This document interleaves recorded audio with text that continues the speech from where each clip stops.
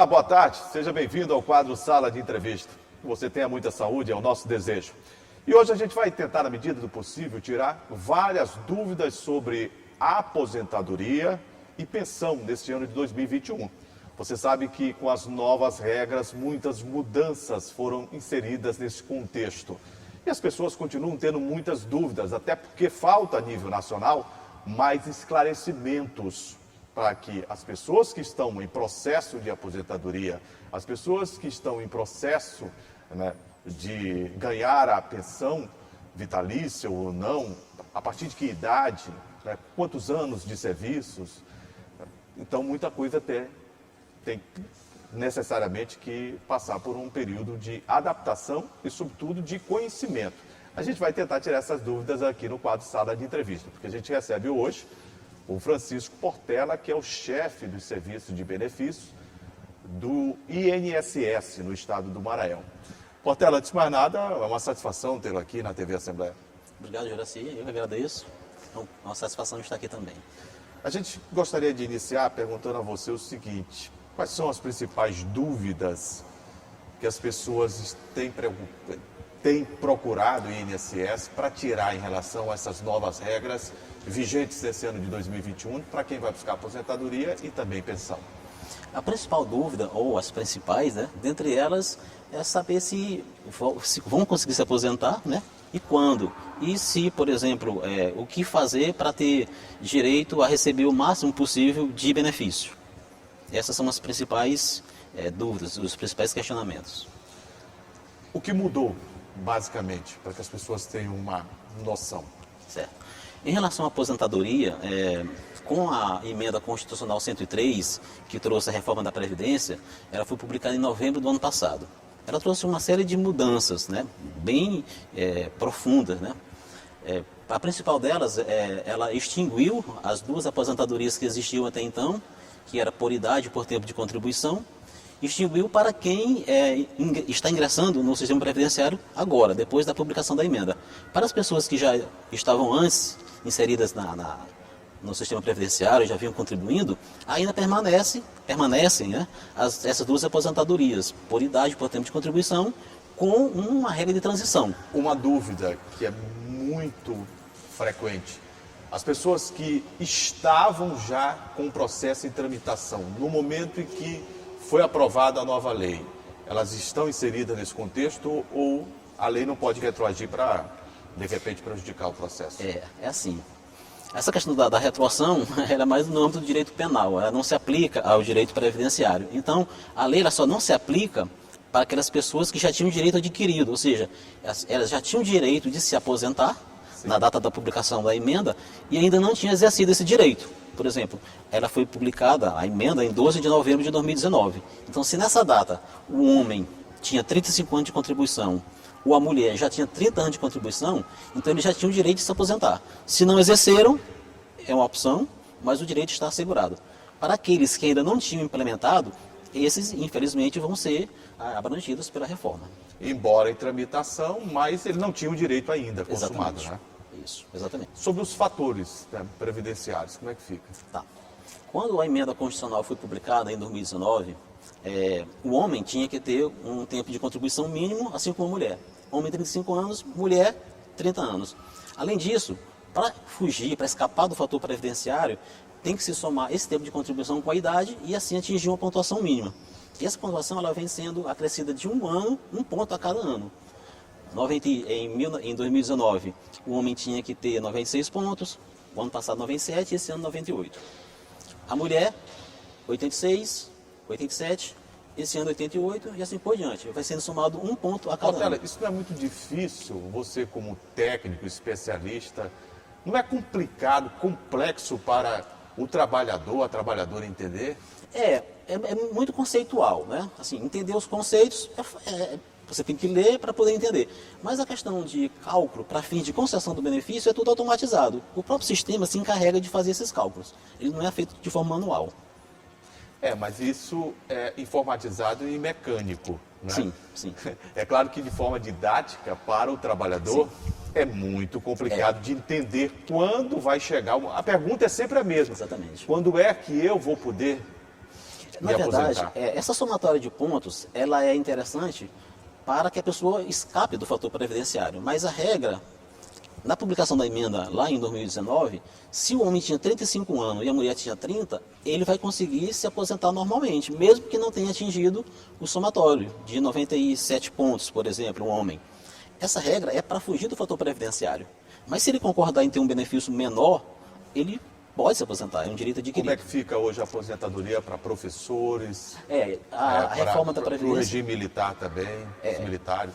A reforma da Previdência não alterou o regime de professor, continuou como estava. O professor, o homem, 30 anos de contribuição e a mulher, 30 anos de contribuição. Não houve mudança quanto a isso. Para os militares, é uma regra específica, porque não é do regime geral, não é o INSS. Cada estado gerencia o seu próprio regime de previdência. O estado do Maranhão, Piauí, por exemplo. Então, o INSS não gerencia esse tipo de benefício. Hoje, na prática, o que você poderia dizer, Portela, em termos de idade, né? As pessoas que estão numa média de 65 anos, 67 anos de idade, por exemplo, homens e mulheres, e com 30 anos, por exemplo, estou dando um exemplo, 30 Sim. anos de serviços prestados, de contribuição Sim. previdenciária. Como eu falei, para quem já estava inserido no sistema previdenciário, ainda é possível se aposentar nas regras atuais com a regra de transição. Na verdade, hoje existem 5 regras de transição. Como é que elas funcionam, essas regras de transição? Assim, eu não vou ter como falar com maior profundidade porque demandaria um tempo maior, né? Porque certeza. são muitas nuances para se explicar. Mas, de maneira geral, nós temos uma regra para a aposentadoria por idade. Então, por exemplo, a regra prevê que a mulher vai se aposentar com 62 anos e o homem com 65.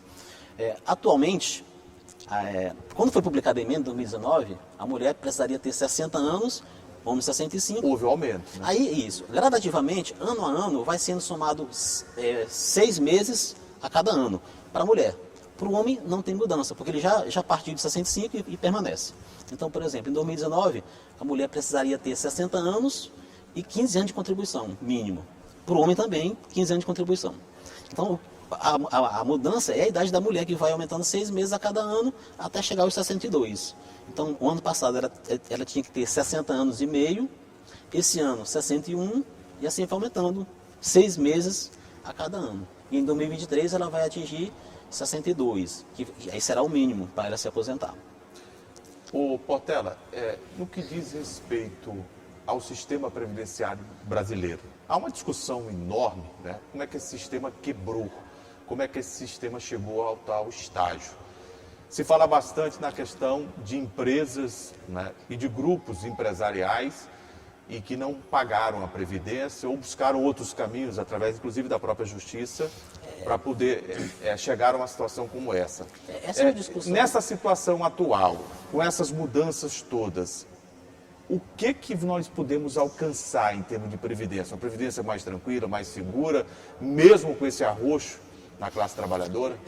Assim, é uma discussão que já vem de longa data, né? Essa discussão a respeito de a Previdência está quebrada, não vai conseguir honrar com os compromissos no futuro.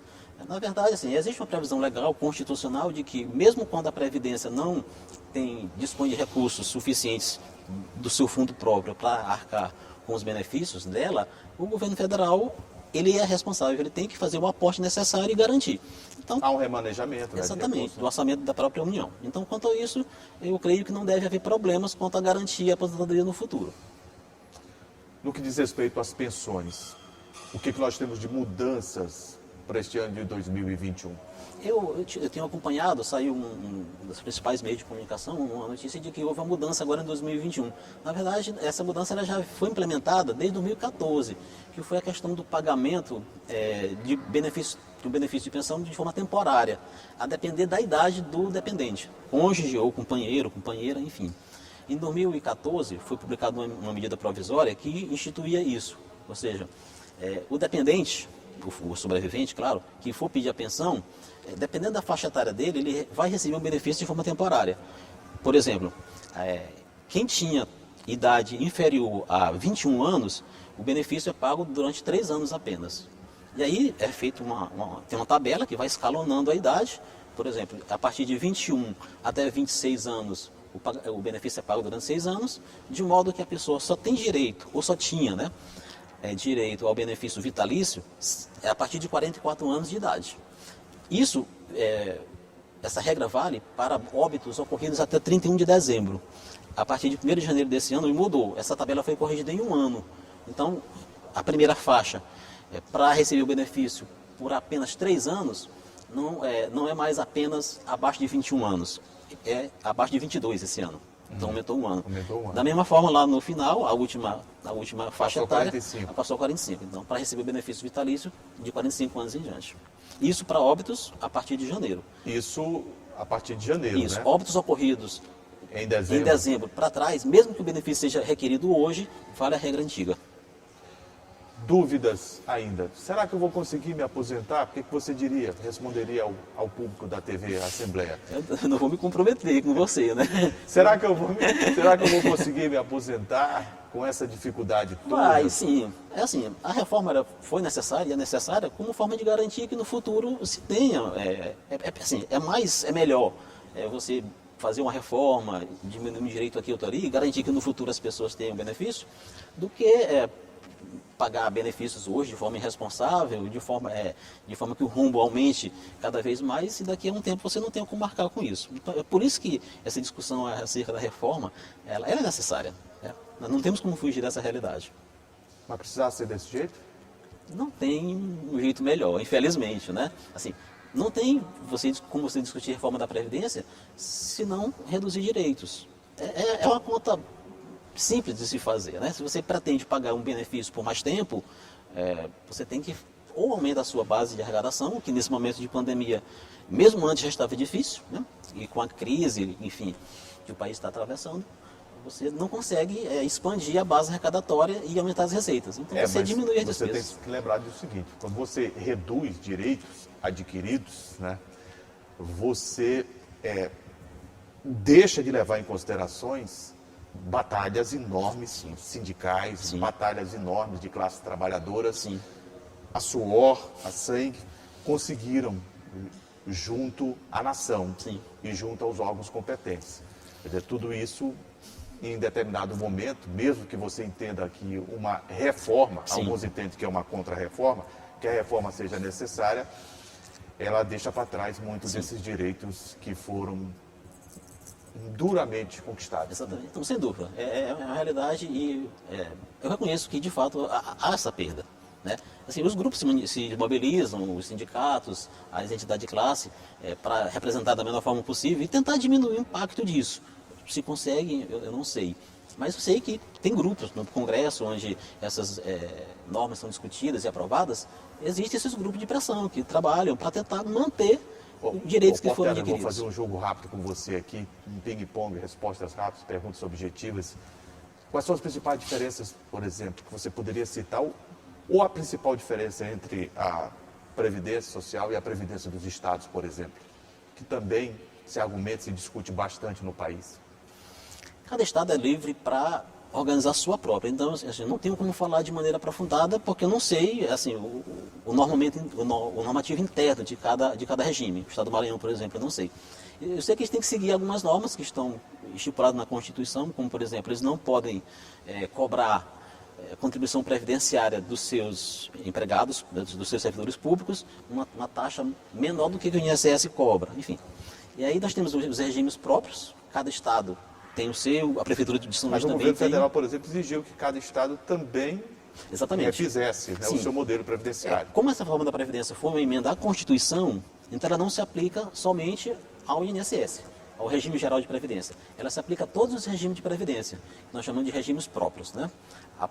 O regime próprio da União, que engloba os servidores federais, e os regimes próprios dos estados. Qual é a maior dificuldade hoje do INSS para conceder, mesmo com todas essas regras, as pessoas têm direito, as pessoas buscam o INSS e às vezes voltam para casa sem a concessão? Nós temos de tudo. Nós temos pessoas que buscam e não têm direito, porque com a notícia de que ia haver... Não, mas eu me refiro aqui àquelas que têm direito. Sim. Por que está demorando tanto?